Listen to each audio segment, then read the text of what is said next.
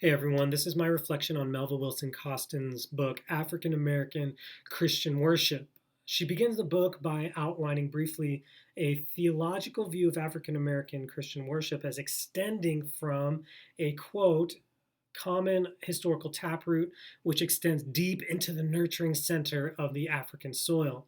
So then the rest of her book is a look at how this African taproot helped to shape African American Christian worship as it grew in relation to the various historical settings, beginning with slavery in colonial America till today, and how these worship practices both preserved the African American people as well as empowered them to live, and I'm just going to say prophetically, as a liberated people within circumstances of bondage.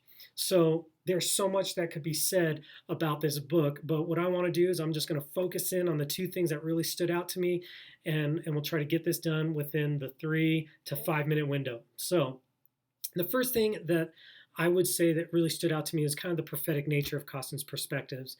I wrote in my personal note taking that in some ways the entire narrative of African American Christian worship as a quote unquote reworking of the hypocritical teachings of the Christianity of that era held a prophetic edge. And when I say that era, I'm speaking of the era of slavery. So as plantation owners would deliver the message of the gospel to the African people, it was hypocritical in that they were still keeping this people group in bondage. And yet, the worship practices that Costin brings to the forefront in her writing, as rooted in African spirituality, really it really was prophetic, even in light of prophecy as we've discussed it in this class a couple weeks ago.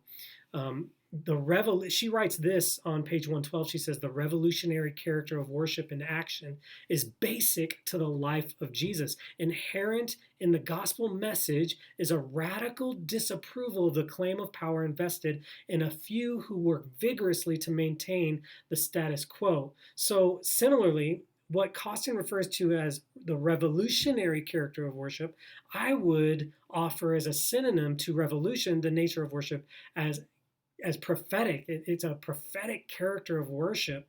And so this can be seen in how Costin describes African American Christian worship in the form of songs and hymns. She writes in page 107, the empowerment to be spiritually free to worship and create new songs that express the love and faith of bonded servants at work and worship continues. Prayers, sermons, and songs continually burst forth with symbols and metaphors that express the depths of faith, hope, and love embedded in the soul of the community and individuals. Whether offered spontaneously or with careful preparation, the metaphors provide perceptions about the realities of life. Here's that prophetic part, the realities of life while envisioning and celebrating the future.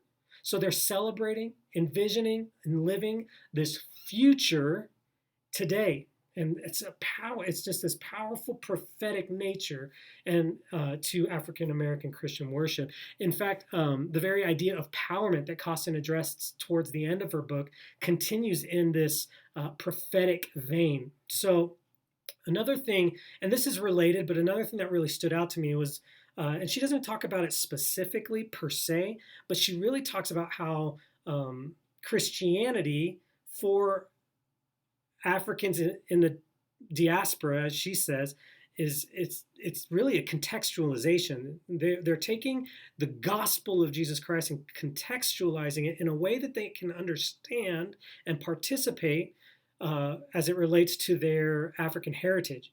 So what really stood out to me was that I was just typing in my notes, without the contextualization of the gospel into real and present circumstances, I'm kind of left wondering whether or not divine empowerment to overcome injustices, social injustices, is even possible through the contextualization of God's self-revelation as the liberator, as she talks about, Costin talks about this on page 26, into the life situations of slavery. Slaves were able to experience the empowerment to think and live differently in their present circumstance.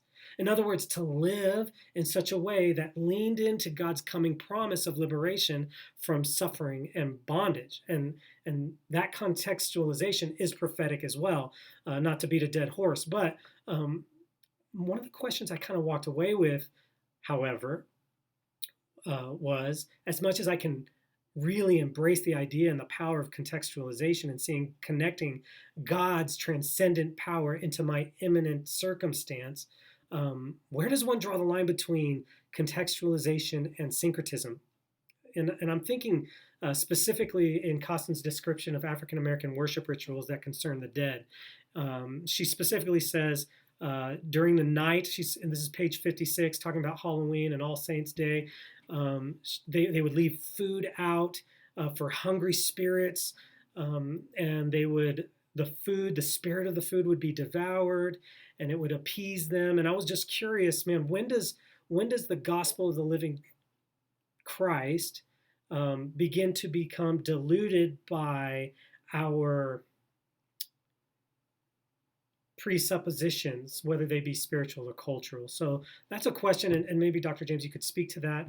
And I'm over my 5-minute mark here by just a little bit, 6 minutes, but I wanted to also offer this question, Dr. James, if you could maybe speak to it. But I really loved the African perspective. It reminded me of Celtic spirituality, in that their view of the spiritual and the natural being so integrated together. And I would be interested in hearing more about how the African American emphasis, founded on that African belief on the integrated nature of individuality and community, is reconciled with the author's understanding of the Universal Baptist belief in, quote, the basic principle of theological individualism, a belief that the individual is able to interpret the will of God for himself or herself. The individual is responsible for determining biblical truths in communion with God and fellowship with Jesus Christ. That's the author's understanding of the Universal Baptist belief. But I'm curious how that can be reconciled with this African understanding and emphasis in African American worship of the integrated nature of individuality and community. So anyhow, I thought it was an excellent book. I hope this meets the requirements of what you were looking for, but I'm very grateful for being exposed to this book as it challenged me in many different ways. So thanks again.